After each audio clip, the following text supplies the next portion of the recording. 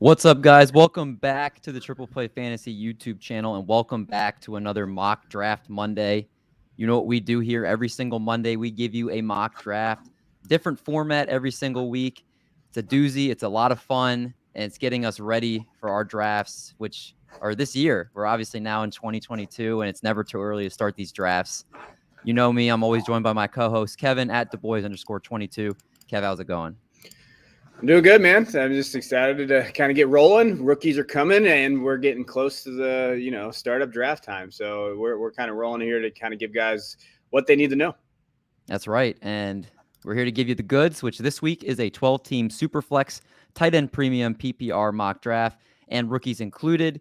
Now, this is our last mock draft we have where the rookies are actually not in the database. So next mock drafts we'll be doing going forward, we'll actually have the names of the rookies that will be drafted.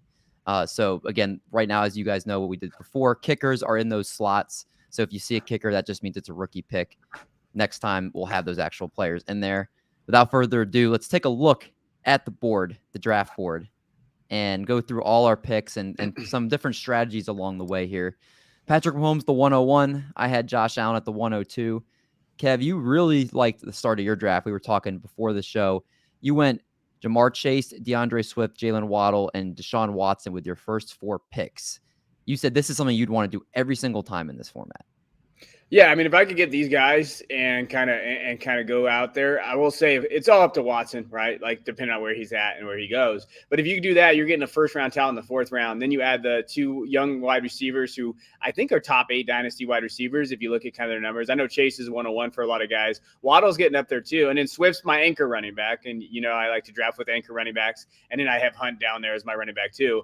I feel like that's a good way to value these guys and go there. I love it. I love Chase as a wide receiver 2 above Jefferson. Who knows what's going to go on with Jefferson there, but I think those 2 guys are there. If I can get Chase at the 109, I think that's good value.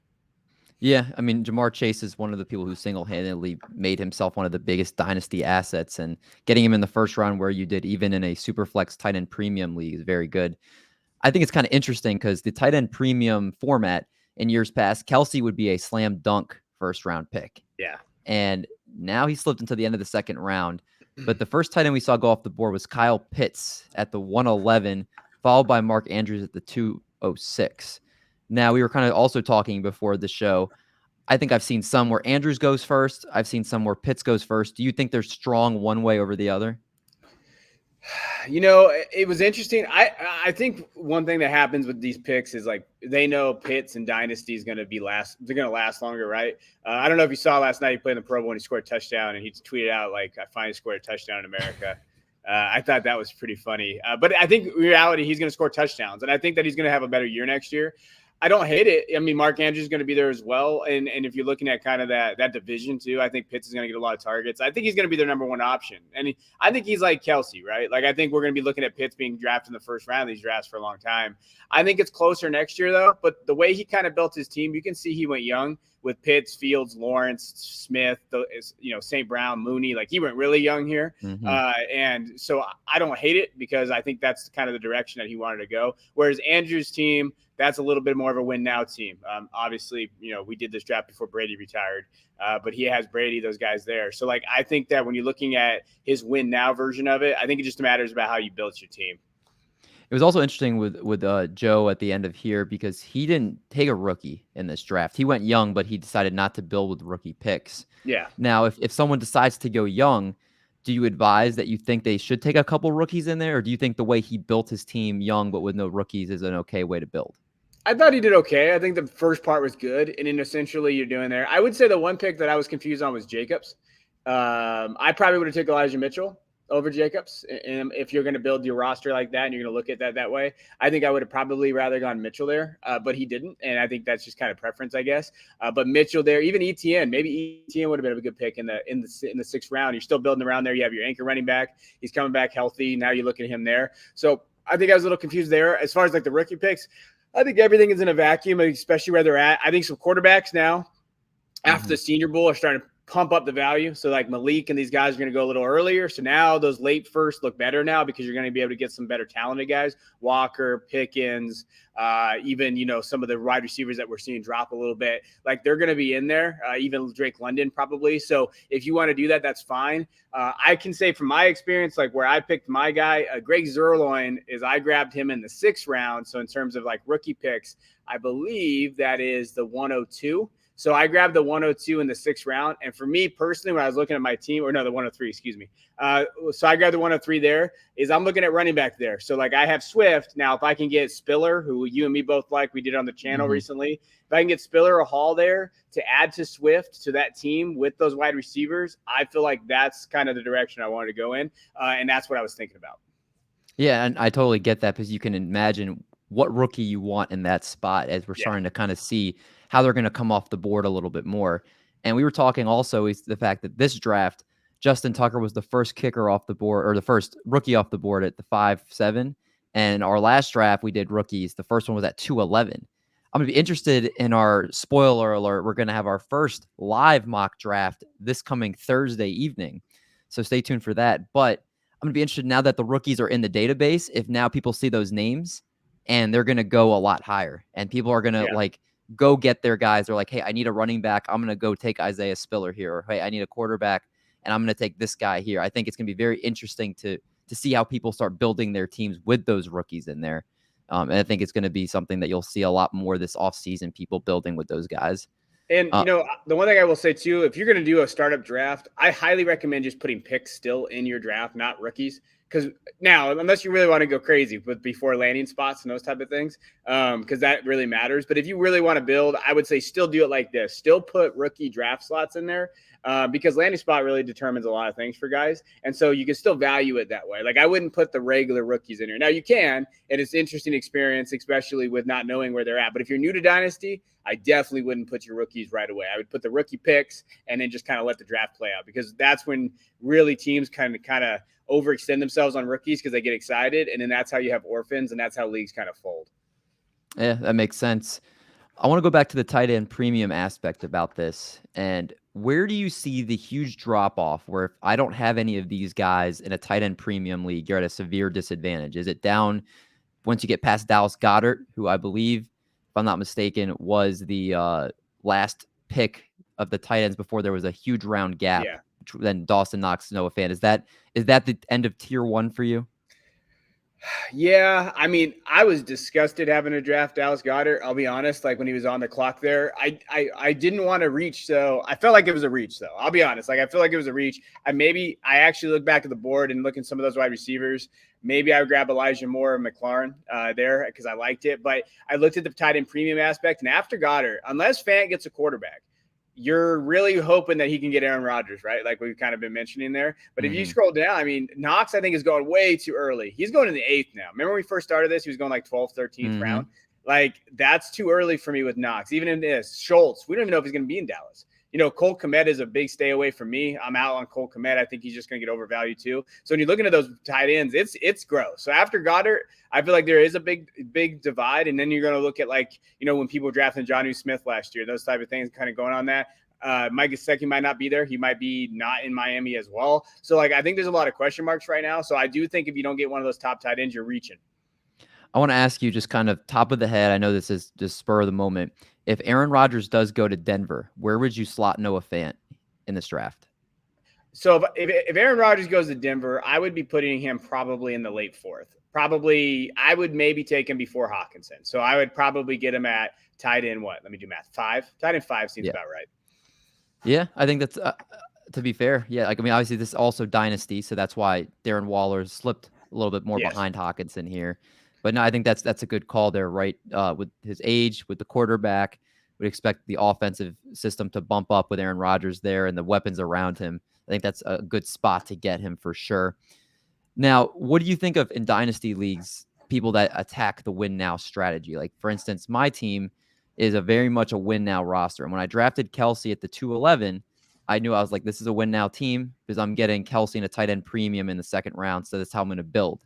And I went and got Josh Allen, Kelsey, Debo, Tua as my 2nd quarterback, and then Derrick Henry in the 5th, Aaron Jones in the 6th. Do you think that when you're making these picks in a dynasty draft that that's a strategy that most people shouldn't do, or you're like, hey, you know what? If you're okay with just a couple of year window and then rebuilding, that's something you should do.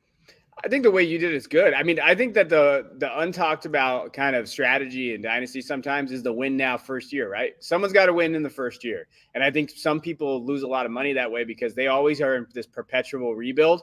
Every year it's always like, oh, I got to get younger. I got to get younger here. And I think you did it well with how you kind of set it up. Allen Kelsey's a great start. Then you get Debo, and I think Debo's going to separate himself a little bit again next year. I mean, they're going to be there. Tua's a great pick now. They got Coach McDaniels down there now. Like that's going to be a good kind of grab there. Henry Jones, again, you're going big. Henry in the fifth is if Henry can come back as Henry in the fifth, that's value, right? And that's a legit option there.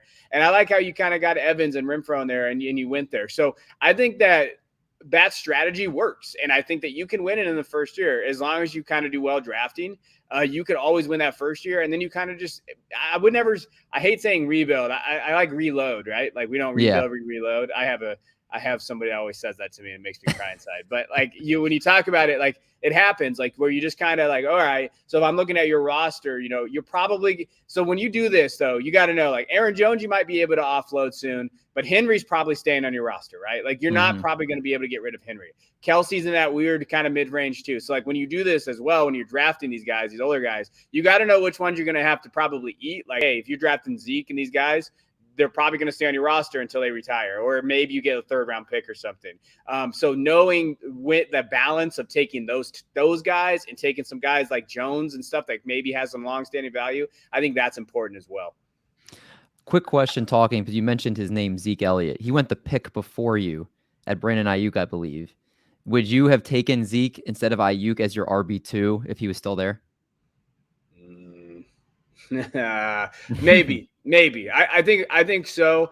The only caveat I would say is it depends on what I was thinking at the 103. So if I think that I could grab like Garrett Wilson at the 103, and then that would be my pick, then I probably would have grabbed Zeke there too. I think I was looking at Zeke for my running back 2 kind of idea because I was like, hey, maybe it's going to be there. I think Zeke's going to have okay year next year when you look at kind of what he can do. But this is pretty much the end of his dynasty life, right? So like I think that when you're looking at his value, it's a little nerve-wracking.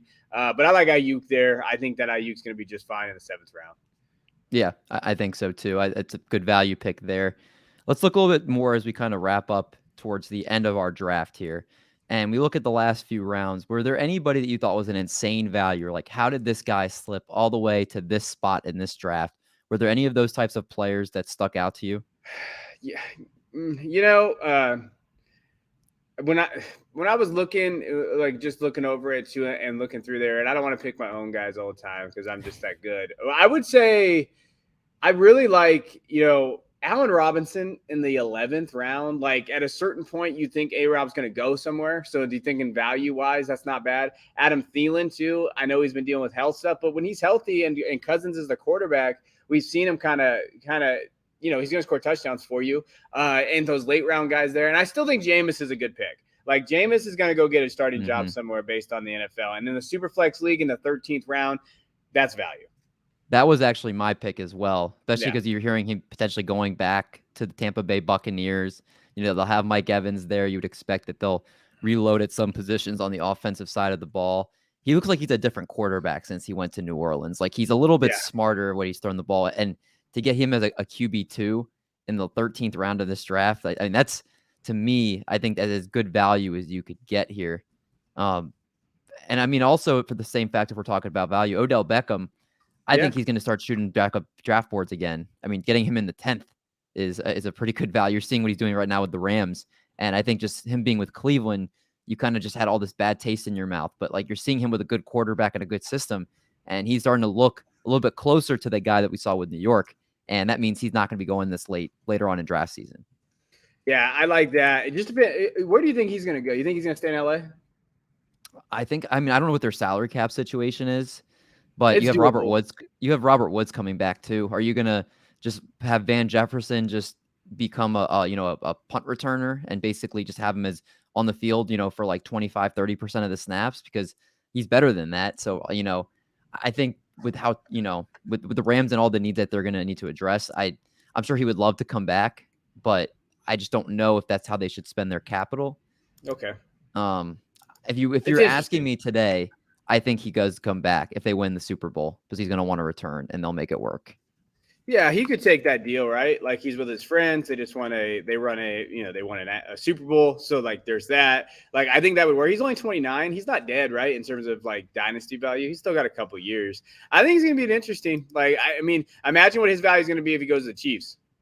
Like imagine what that value would be, right? So when you're Oh, looking at God. values based on the board, you're looking and saying, hey, he's got it. He's shown that he can play a little bit. Like I think the Baker thing was real. I think the Browns thing was real. Like he's not as fallen off as everybody thought he was. Yeah, it's the Browns are the new where wide receivers go to die. It used to be Buffalo. Now it's the Browns. So I think that he gets a pass for that. I also think Juju Smith-Schuster, who went right next to him here, that's Yeah. the pick before him. I think that's another player that could rise up, the ranks. Obviously, the Steelers had just been a quick throw team. Their offensive line's putrid. They don't have time to get the ball downfield. Big Ben didn't have the arm that he had over the last few years. So if he goes to a team that's just overall better, I think Juju can still catch deep balls. And people are Yeah. just thinking he's just a low A dot type of guy. So you're getting him at the 10-4. If he were to go to a team like, I don't know, like I'm thinking like if I can't even think at the top of my head, but if he were to go to a team that has a quarterback that could get him the ball, and especially it has a decent offensive line where he can go get downfield, I think he's definitely still a slot player. But Mm. this is something he's not going to be in my gut. He's not going to be somebody you're getting in the 10th round. For the fact also that I think he's only 26 when the next season starts. Like he's somebody that's going to be probably bumped up a few more rounds come next Well, season. what if I give you this name? What if I say the Chargers? And Mike Williams is gone. Yeah, they let Mike Williams go, then they give a free agent contract to Juju as a slot. I mean Josh Palmer obviously would expect it to step in, but you maybe wouldn't command that type of target share. So I could definitely be intrigued with that because he would, Yeah. in my mind, slot in as the number 2 guy in that system. I mean that would definitely be intriguing. I think. Yeah. What about if he were to go to the Bills? No, not the Bills. They already have Gabe Davis there. Yeah, they're not going to go there. I saw what did I see? I saw the Chiefs. Obviously, he's been rumored to the Chiefs. I feel like every day. I saw the Eagles, and Okay. then so I saw the Eagles, the Chiefs. I saw the Jaguars. What about the And Patriots? I mean, that's an option too, right? I just don't know. I feel like he could be limited with Mac. Maybe not because Mac's kind of limited, so maybe he'll just pepper him with targets. That's what I was thinking. Like, just Yeah. but they had a decent offensive line. Just get him, a bunch of targets. And I mean, not like it's going to be a wide receiver 1, but I could see him being a very good flex option for you, Yeah. or in PPR league, maybe even a low end wide receiver 2 if he becomes the number 1 guy in the passing game for them. Yeah, no, I think Juju's a value. I like Juju. You saw I drafted him. Like if you're getting into the 10th round with a young kid under 25 in Dynasty, like I feel like that's good stuff. I would say I was going to take Pat Fryermuth, which was next. He got taken right before me, which I think is a value too in terms of kind of like if you're going to grab a kind of a tight end that you believe in that can be like a Heath Miller type. I think Fryermuth is right there. Yeah, I think that's a good call there. And I do want to see who his quarterback is. I'll be a little turned off if it's Mason Rudolph, I'll be honest. Yeah, it's fair. But yeah, that's going to wrap up our mock draft here. And again, if you want to see the full results, you can just scroll through and check it out when you replay on the channel here. We're doing a live one on Thursday, our first live mock. We should have a couple guests joining us, which should be fun. And it's always mock draft season. So we're going to be doing this all off season, giving you guys a bunch of different mocks, different formats to look at. And we're pumped. It's again, football never sleeps. Definitely doesn't on this channel. Kev, anything you want to say to the viewers before we close out this video? No, hey, we appreciate you guys. Hit that like and subscribe button and let us know what you think. All right, awesome. Well, until the next one, guys, we'll see you on our next mock draft.